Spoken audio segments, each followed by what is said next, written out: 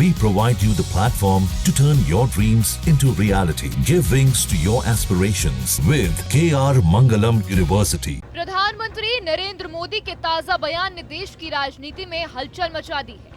MS Swaminathan शताब्दी समारोह में उन्होंने कहा कि किसानों और मछुआरों के हितों में कोई समझौता नहीं होगा, चाहे इसके लिए उन्हें व्यक्तिगत कीमत क्यों ही ना चुकानी पड़े। ये बयान ऐसे समय में आया है जब अमेरिका ने भारत पर 50% का टैरिफ लगा दिया है। पीएम का साफ कहना है कि भारत किसानों के हितों से कभी समझौता नहीं करेगा, भले ही विदेश नीति पर दबाव क्यों ना हो। अब इस बयान पर सियासी तूफान खड़ा हो गया है और विपक्ष के नेता सरकार की नीतियों पर सवाल खड़े कर रहे हैं। सुनिए। देखिए, असर तो पड़ेगा ही, क्योंकि 90 बिलियन डॉलर के हमारे ट्रेड है उनके साथ।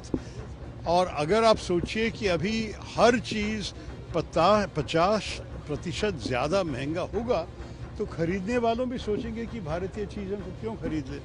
और आप देखिए कि हमारे जो कंपेटिटर्स हैं, जिस देशों से इस किस्म के चीज़ें अमेरिका को भेजा जा रहा है, जैसे कि वियतनाम, इंडोनेशिया, पाकिस्तान, बांग्लादेश भी, चाइना भी हमसे अगर कम है, तो आप सोच लीजिए कि नेचुरली उनके चीज़ों अगर कम महंगे हैं तो भारत की चीज़ बिक नहीं जाएगी अमेरिकन मार्केट में।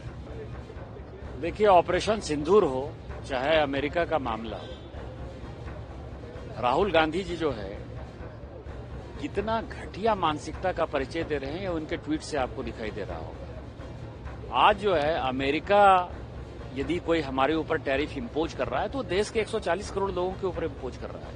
हमारे प्रधानमंत्री जी के हाथ को मजबूत करना है, देश का हाथ मजबूत होना चाहिए, जिससे देश को पता, दुनिया को पता चलना चाहिए कि भारत, चाहे ऑपरेशन सिंदूर का मामला हो चाहे अमेरिका के टैरिफ का मामला हो, भारत एक साथ है, एकजुट है। उन्होंने जो ट्वीट किया, उनको जो फोबिया है अडानी का और अंबानी का, AA की बात करते हैं, अडानी की बात करते हैं।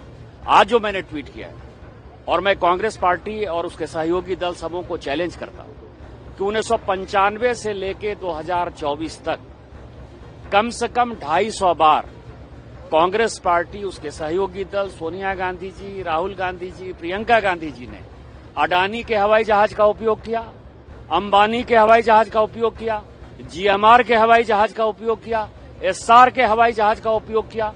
और अभी मैं आपको एक चीज और कह सकता हूं कि आर्सलर मित्तल के जो बेटे हैं, उनके साथ उनकी व्यक्तिगत दोस्ती है, जिसके साथ वो दिल्ली के रेस्टोरेंट में हमेशा जो है लंच और डिनर करते हुए नजर आते हैं।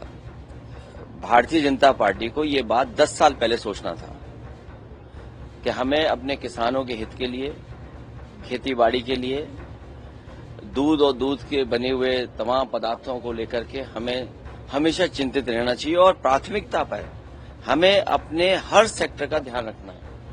उद्योग खत्म हो जाए, उद्योगपति कारोबार खत्म हो जाए, किसान बर्बाद हो जाए, नौजवान को नौकरी रोजगार न मिले, तो हमारा देश जा कहां रहा है। जो लोग ये दावा करते थे कि दुनिया में सबसे मजबूत रिश्ते हैं, कोई देश ऐसा नहीं छूटा होगा जहां पर भारत को सम्मान न मिला हो, उसके बाद आज ये कहना पड़ रहा हो सरकार को, तो ये बड़े दुखद है, क्योंकि हम फॉरेन पॉलिसी पर पूरी तरह असफल रहे हैं।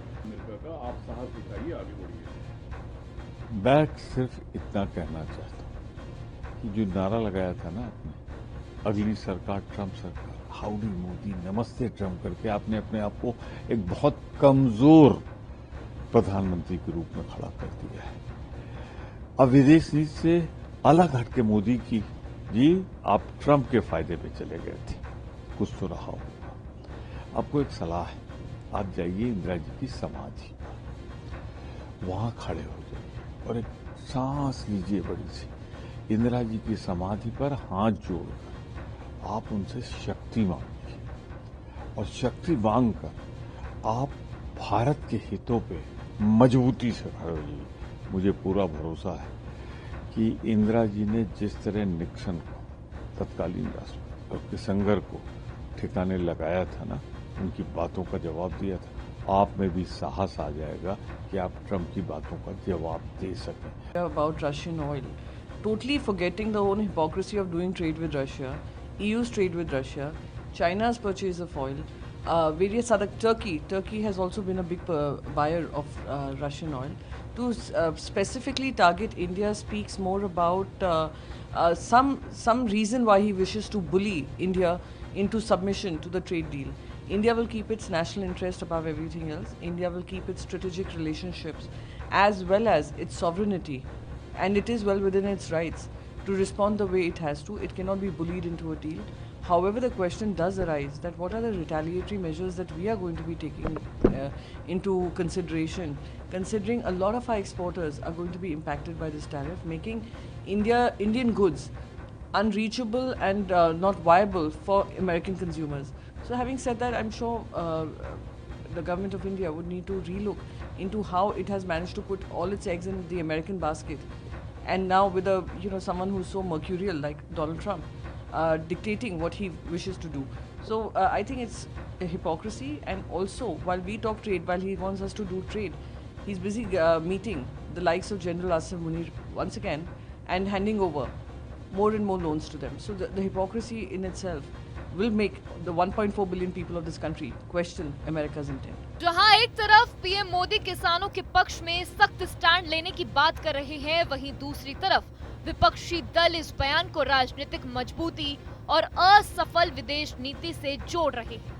विपक्ष का कहना है कि सरकार किसानों की आय दुगनी करने का वादा, रोजगार और विदेश नीति तीनों मोर्चों पर फेल हुई है। अब देखना होगा कि क्या प्रधानमंत्री ये सख्त संदेश वास्तव में किसानों के लिए कोई राहत लाएगा या फिर एक और राजनीतिक बयान बनकर ही रह जाए। कुल मिलाकर पीएम के बयान ने राजनीति के हर कोने को हिलाकर रख दिया है।